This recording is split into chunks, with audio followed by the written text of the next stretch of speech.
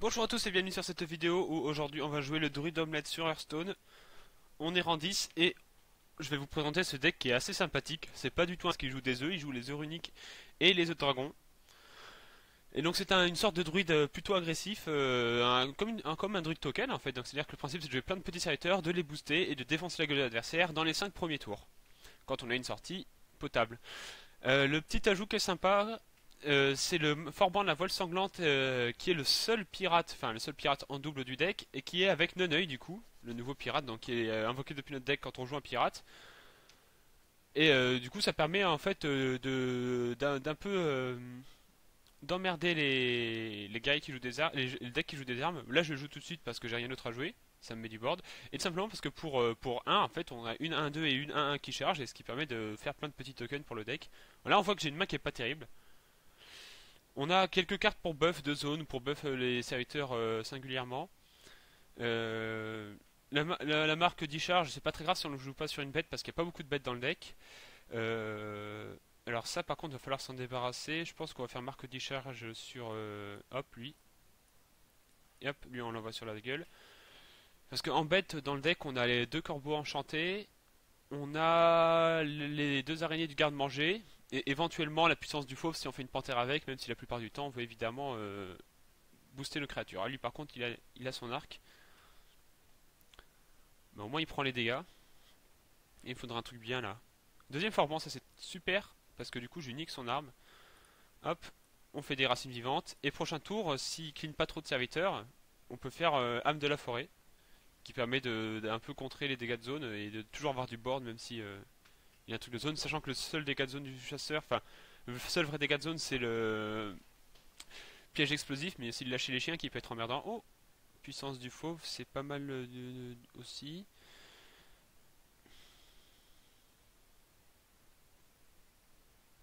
Je vais faire âme de la forêt d'abord.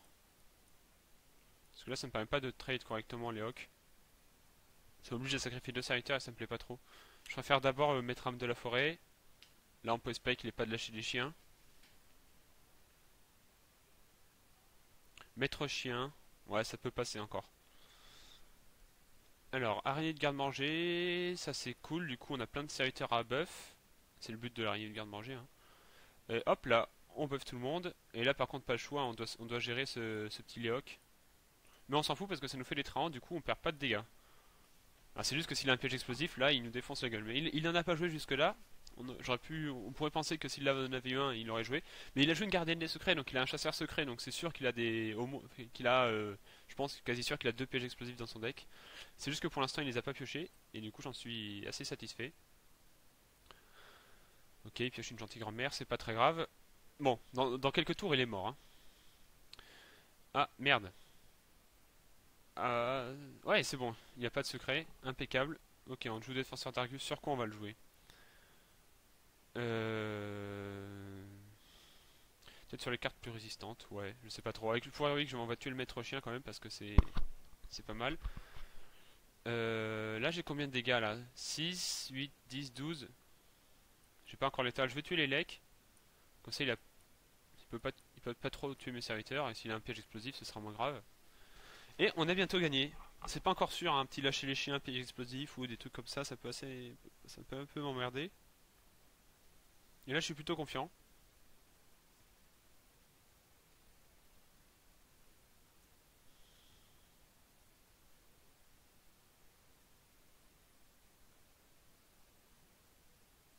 Ouais, là, tu te demandes, mais t'as probablement perdu.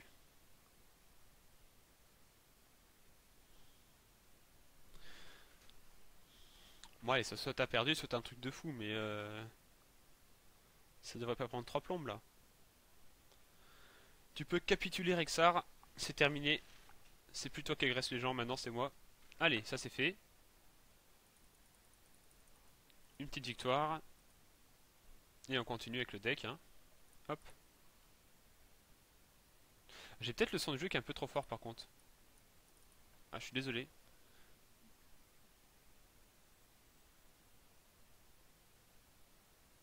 Alors, qu'est-ce qu'on a? Un prêtre. Oh, ça peut être assez chaud les prêtres s'il a des dégâts de zone. Ah, j'ai une très mauvaise main parce que le nœud on le veut absolument pas dans la première main. On veut plutôt les forbans évidemment. On va tout virer. Qu'est-ce qu'on chope? Ah, c'est pas terrible non plus. On a juste un bon tour 1. Moi j'ai pas mal de petites cartes hein, dans le deck. Donc, Marc de Lotus, non, c'est pas le genre de petite carte que je voulais. Il y a beaucoup de chances que je chope un truc jouable pour le prochain tour, mais c'est pas dit. Va falloir vraiment le prendre de vitesse en espérant qu'il ait pas une première main de fou. Déjà, il a pas de. Ok, je vais peut-être faire Marc du Lotus, hein, histoire de jouer curvé. On bouffe, on booste l'œuf de dragon, c'est important ça. Et pas on bouffe, hein, parce que c'est pas bon.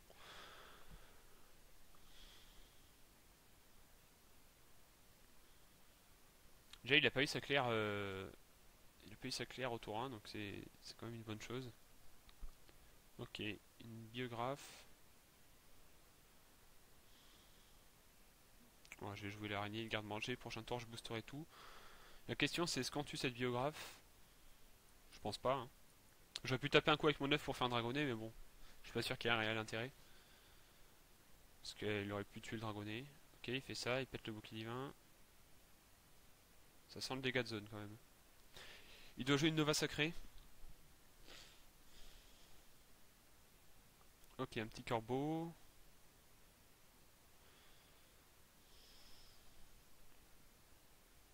Ce qu'on va faire, c'est qu'on va essayer de gagner très très bientôt.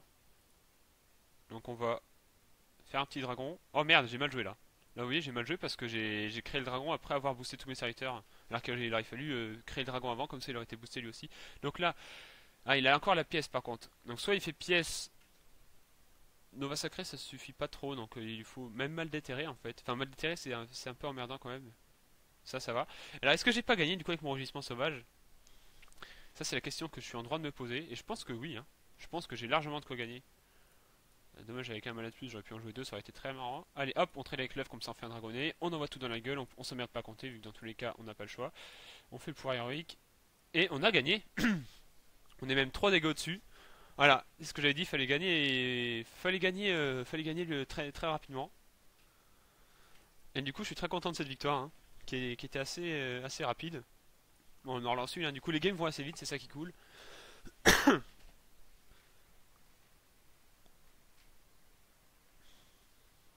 On va refaire encore une ou deux parties, ça dépend si ça va vite. Hein. Alors, encore un prêtre. Ah, mais j'aime pas jouer contre les prêtres parce qu'ils me gèrent bien. Même si l'autre il a pas eu de chance, ils sont pas tous comme ça. Ok, non-œil, ça jarte. Marc du Fauve. Enrichissement, déjà je le vire. Marc du Fauve, je pense que je le vire aussi. Hein. On veut des petits serviteurs au début. Au moins, je sais que je vais pas avoir non-œil dans ma première main. Donc, les formants vont être cool. Ok, on n'a pas une main de fou, mais bon, c'est toujours ça. Ça pourrait être pire. Faudrait pas qu'il ait une claire. Maîtresse des mélanges. C'est chiant ça, parce qu'il peut me trade. Je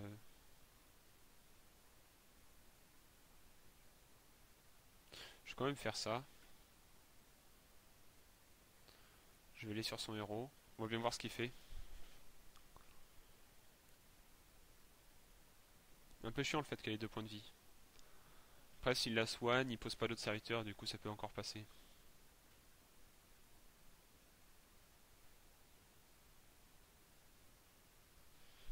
Bon, je vais faire une marque du fauve là. Hein. Bon, je vais la tuer parce que dans tous les cas, même si je vais face, après il la sacrifie et il se resoigne, donc dans tous les cas ça revient au même. Autant la tuer au cas où il est, je sais pas, tout pour la booster ou quoi que ce soit. Vol d'esprit, ok. Oh, corbeau enchanté, ça c'est cool, ça peut permettre de piocher avec la marque d'e-charge. Ok, vu qu'on a une des âmes de la forêt, on va poser un autre petit serviteur, comme ça prochain tour, on peut faire âme de la forêt ou défenseur d'Argus, on verra bien. Ah, je sais pas si je l'ai bien placé par contre mon forban là, pour le défenseur d'Argus. J'ai pas réfléchi. Bon, s'il me tue aucun serviteur, je pense que je fais âme de la forêt. S'il m'en tue un ou deux, je pense que du coup je ferai défenseur d'Argus. Après, j'aviserai en fonction de ce que je pioche. Sachant que âme de la forêt et défenseur d'Argus, c'est mes deux seules cartes qui coûtent 4. Hein. Chacune en double, mais après j'ai rien qui coûte plus. Ok, Serfinley. Il va du coup tuer mon œil. Et qui m'a volé un œuf runique. Ça du coup c'est cool parce qu'il y a peu de chances pour que je le tue. Hein. Ok, du coup,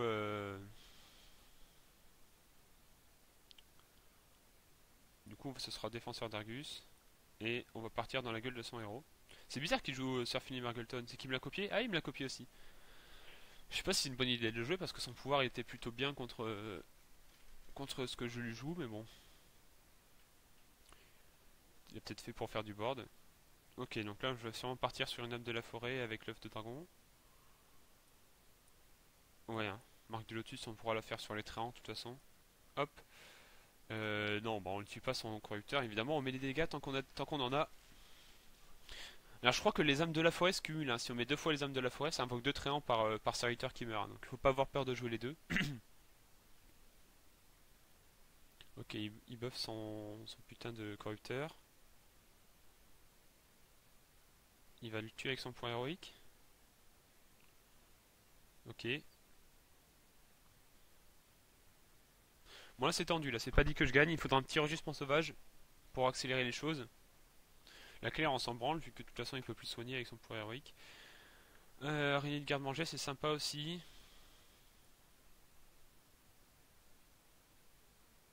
Je vais faire l'araignée, ça me permet de faire un pouvoir héroïque en plus. Là j'ai combien de dégâts? J'ai 4, 5 dégâts. Je peux attaquer ça avec mon œuf. Ça me fait un dragonnet. Allez, on va partir sur son héros. Là, faut en finir rapidement. Avant qu'il ait du soin ou des trucs comme ça. Je sais pas trop ce que c'est comme deck qu'il joue. Peut-être un prêtre Reno. Ouais, il joue la maîtresse des mélanges, ça doit être un prêtre Reno. Kazokus. Donc j'espère vraiment qu'il a pas Reno, sinon je suis au fond du trou. Il a pas l'air d'avoir Reno. Ouais, il découvre d'autres. Ouais, non, c'est un prêtre dragon aussi, oui, je suis con. Ah non, c'est la première premier dragon qui me joue, je crois. Enfin, première carte en synergie avec les dragons. Oui. Ah non, je suis con, il avait joué le corrupteur de l'aile noire. Ok, il va tuer mon dragonnet, mais il prend quand même un dégât. Il tue mon défenseur d'Argus. Hop. Et il capitule, impeccable. Ah bah je suis très content du coup. On a battu Ricardov. Bon allez on en fait une dernière pour la route parce que c'est assez marrant quand même. Allez.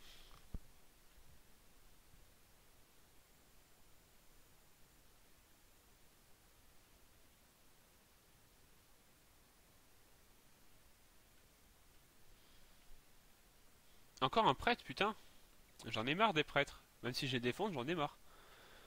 Ok Corbeau enchanté ça c'est très bien comme premier tour.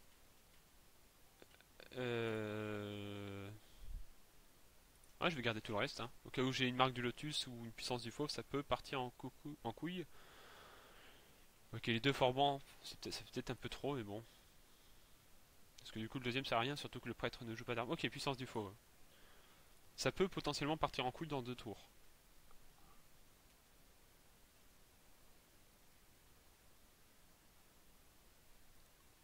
Ok, je suis pas contre une marque d'e-charge du coup, pour gérer cette claire. De toute façon, je peux le faire avec une œil aussi, hein.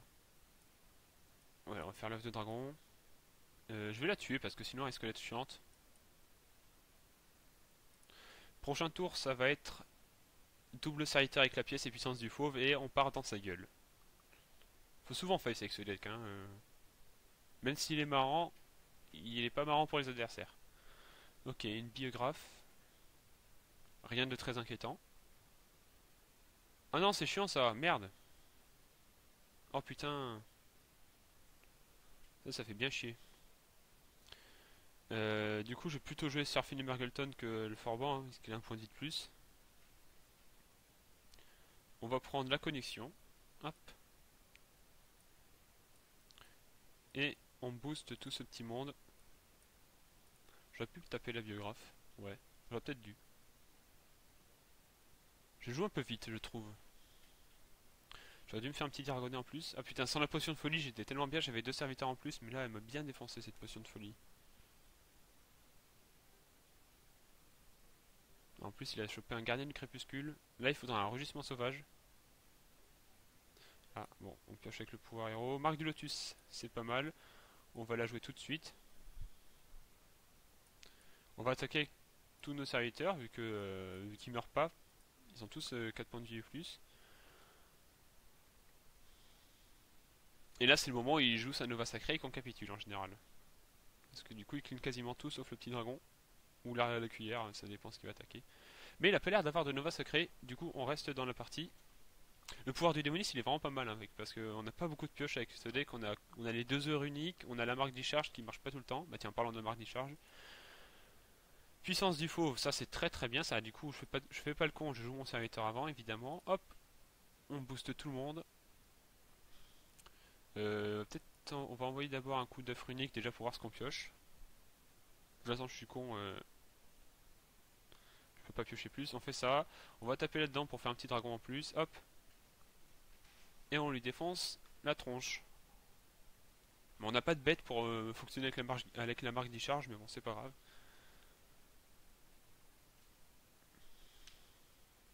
Là un petit rugissement sauvage, voire deux, enfin je pourrais pas en avoir deux parce que du coup enfin je pourrais pas en jouer deux en tout cas.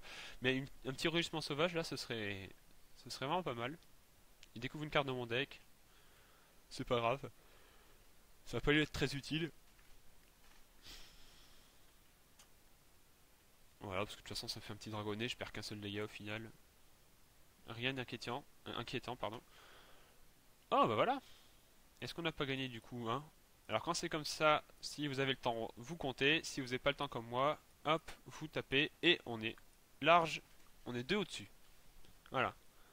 Et on dit bien joué, même si le pauvre il n'a pas eu le temps d'exprimer son talent. Et j'espère que cette vidéo vous aura plu, on aura bien défoncé, je crois que j'ai fait 15 victoires d'affilée. Ça me porte chance de faire des vidéos. Et du coup on se retrouve bientôt pour d'autres vidéos. Je vous montre le deck quand même. Pour ceux que ça intéresse évidemment. Le druide omelette il est là. Voilà, vous le voyez. Vous pouvez faire une petite capture d'écran, une pause sur la vidéo. Moi je vous dis à plus. Et merci d'avoir regardé.